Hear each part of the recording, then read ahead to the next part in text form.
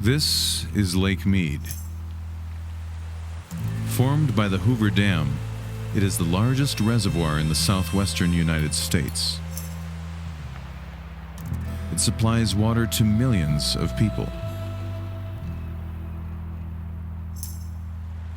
Water flows into the lake from the deep canyons of the winding Colorado River.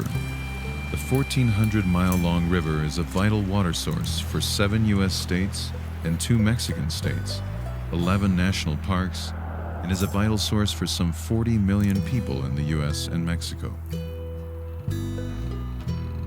These canyons are carved by the river and draw 5 million visitors every year, making the canyons a premier natural attraction on Earth, boosting the region's economy.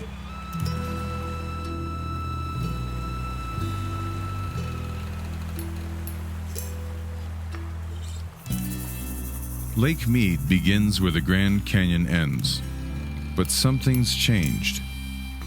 As seen by the telltale bathtub ring, the water has been lower here than it has in past years. Open water has given way to mudflats and dirt banks. The reservoir's decline isn't due solely to human overuse. It's happening because less water is flowing into the Colorado from the river's headwaters in the interior west. Meanwhile, temperatures are rising. Both of these trends are likely to continue. Downstream in Arizona, the 14th most populous state, is also one of the most arid places in the country. Land that was once desert is in many places now lush with thirsty crops. The Central Arizona Project, or CAP, slices through hundreds of miles of open desert to Phoenix, Tucson, and vast areas of farmland. In Arizona, farmers use around 80% of the water taken from the Colorado and irrigate hundreds of thousands of acres of otherwise desolate land.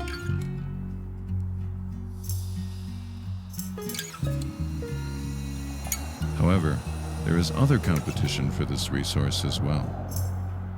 In this harsh and unforgiving land, Phoenix is the 5th largest city in the country, with 1.6 million people, and the 12th largest metropolitan area, with almost 5 million people. And those numbers are still growing. People's desire to tame nature is not a new idea, but the scale on which it is done in Phoenix is mind-boggling. And with a growing population and rising annual temperatures, the problems of a water shortage seem to be looming on the horizon. City dwellers aren't likely to be the first to feel the effects of a shortage, as they consume only around 20% of the water, as opposed to farmers' 80%. Despite the smaller impact when compared to agricultural use, the sometimes frivolous expenditure of said water in the city should give pause and raise questions about the conservation effort, climate issues, and attitudes towards usage of the limited resource.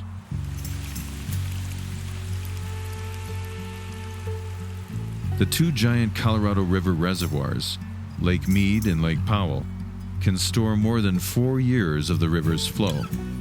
They were designed to provide a reliable water supply in a climate where rain and snow are unpredictable.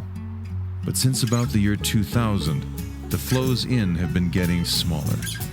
Rising temperatures are evaporating water faster than before, as Rocky Mountain tributaries deliver less rain and snowmelt. This has led to the reservoir levels shrinking to only 40% of their capacity.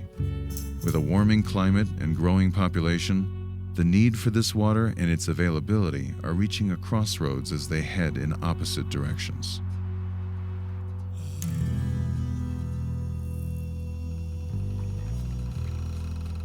The federal government says it's likely that states will have to cut back on their Colorado River use, possibly as early as 2020. In Arizona, CAP deliveries might drop by a third. This has led to intense negotiations between agricultural and municipal users and to a state drought management plan that was approved in early 2019. Under the plan, farmers in Pinal County would face the biggest cuts. If Lake Mead keeps dropping, many farmers would get no cap water at all starting in 2023. In the long run, cities such as Phoenix and Tucson will also have to cut back on cap water as the Colorado's flow diminishes. Creating the Southwest's complicated water delivery system was one of the great engineering feats of the 20th century. Keeping it going in a hotter, drier future will be one of the region's great challenges in the 21st century.